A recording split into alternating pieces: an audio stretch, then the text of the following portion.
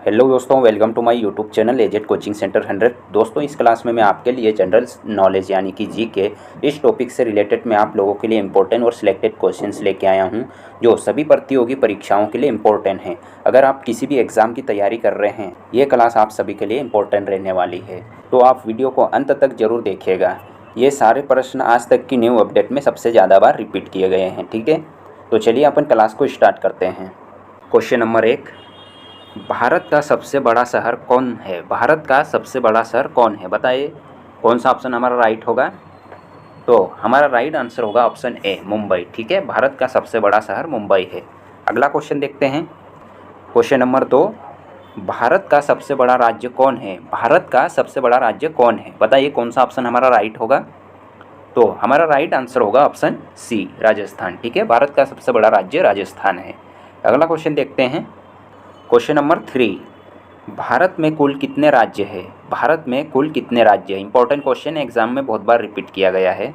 तो हमारा right answer होगा ऑप्शन ए, 28 राज्य है। ठीक है, भारत में कुल कितने राज्य है? तो 28 राज्य, ये आप लोगों को याद रखना है। अगला क्वेश्चन देखते हैं। क्वेश्चन नंबर 4, भारत का सबसे लंबी नदी कौन है? भारत का सबसे लंबी नदी कौन है? इंपॉर्टेंट क्वेश्चन है, एग्जाम में बहुत बार रिपीट किया गया है।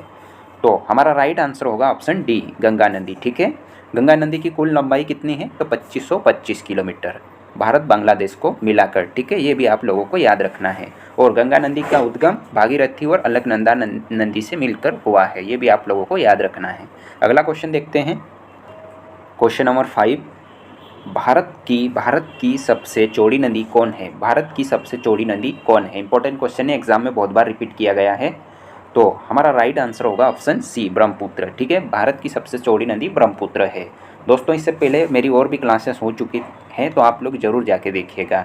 और ये सारे क्वेश्चन इंपॉर्टेंट और सिलेक्टेड है जो एग्ज़ाम में बहुत बार रिपीट किए गए हैं, तो आप हर एक क्वेश्चन को अच्छे से पढ़िएगा और क्लास को अंत तक ज़रूर देखिएगा। ठीक है, अगला क्वेश्चन देखते हैं। क्वेश्चन नंबर 6, भारत का सबसे ऊंची मीनार कौन है? भारत का सबसे ऊंची मीनार कौन है? तो हमारा राइट आंसर होगा ऑप्शन बी। ठीक है, कुतुब मीनार। ठीक है, कुतुब मीनार, कुतुब मीनार। इसका दूसरा नाम क्या है? तो विष्णु ध्वज। ठीक है, इसका दूसरा नाम है विष्णु ध्वज।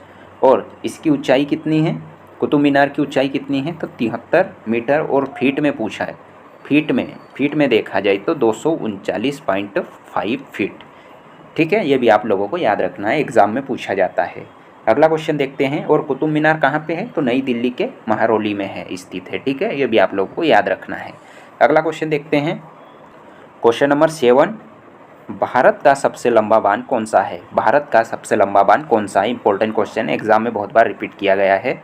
तो हमारा राइट आंसर होगा ऑप्शन सी, हीराकुंड बांध। ठीक है, हीराकुंड बांध। ये कौन सी नदी पे है? तो महानदी पे है।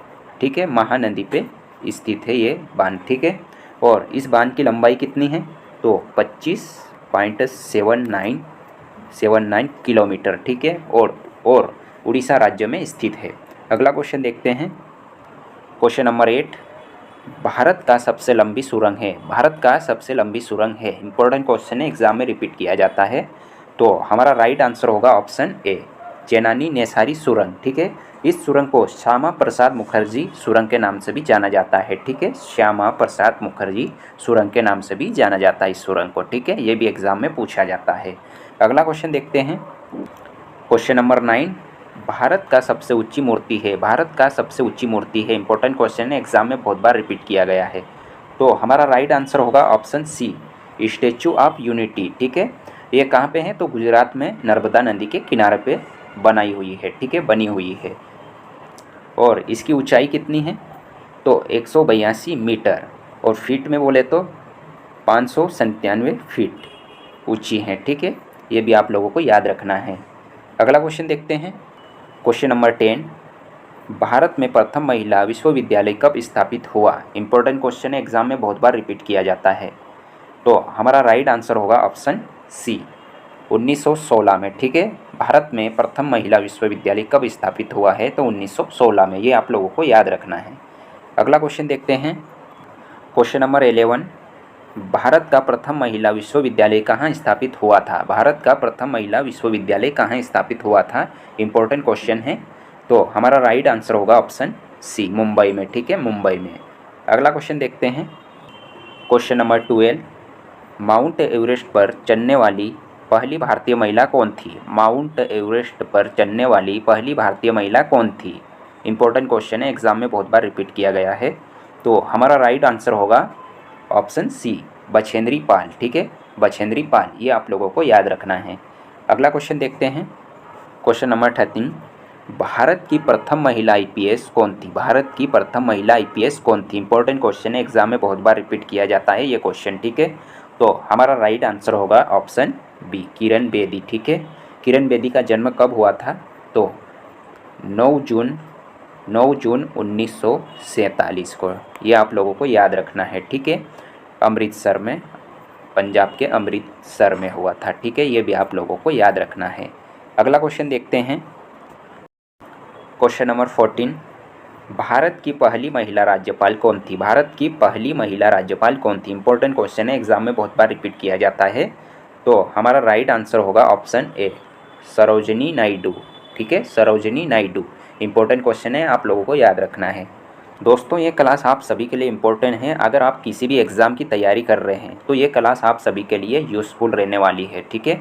तो आप हर एक क्वेश्चन को अच्छे से पढ़िएगा, ओके।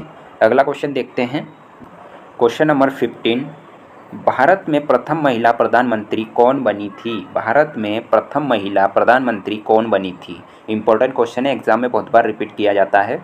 तो हमारा राइट आंसर होगा ऑप्शन सी, ठीक है, इंदिरा गांधी। कितनी बार बनी? तो 4 बार बनी, ठीक है। और इनका कार्यकाल कब तक था? तो 1980 तक का, ठीक है, ये भी आप लोगों को याद रखना है, एग्जाम में पूछा जाता है।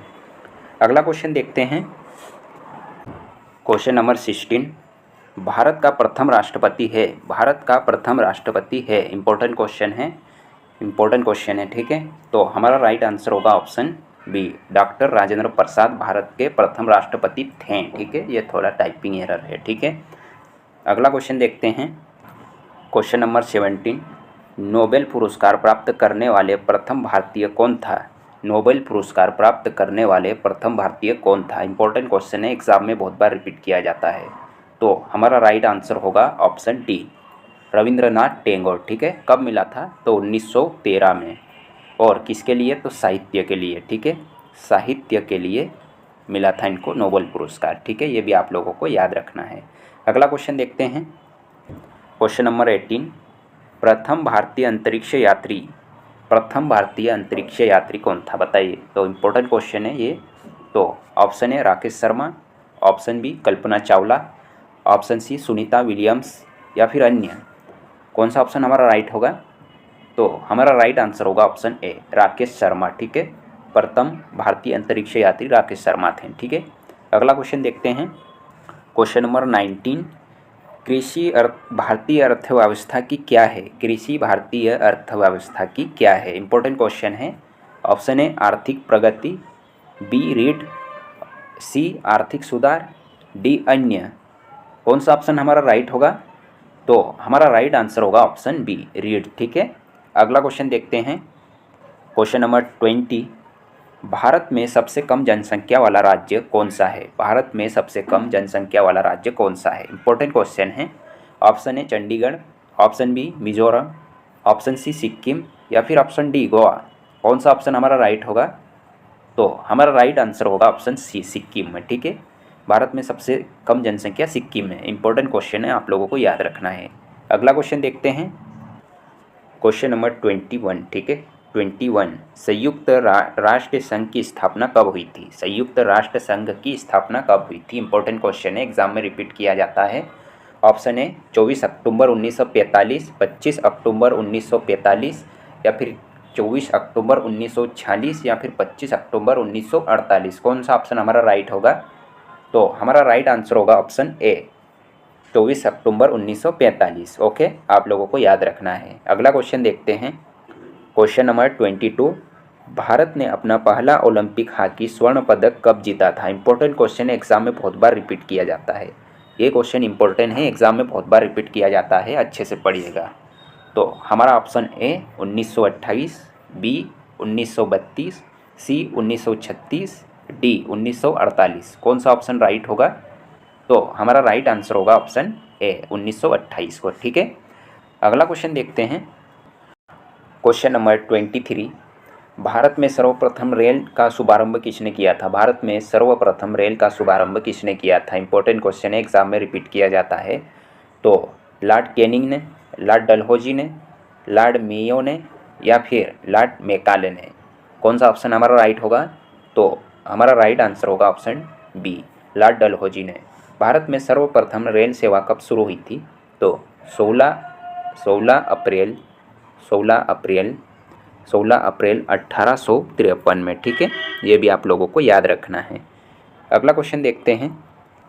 क्वेश्चन नंबर 24, सर्वप्रथम ज्ञानपीठ पुरस्कार पाने वाले कौन हैं? सर्वप्रथम ज्ञानपीठ पुरस्कार पाने वाले कौन हैं? इंपॉर्टेंट क्वेश्चन है, एग्जाम में बहुत बार रिपीट किया जाता है। तो हमारा राइट आंसर होगा ऑप्शन ए, केवी पुत्तप्पा, या फिर बी, जी शंकर कुरुप, या फिर सी, टी शिवशंकर पिल्लई, या फिर डी, एस टी वासुदेवन?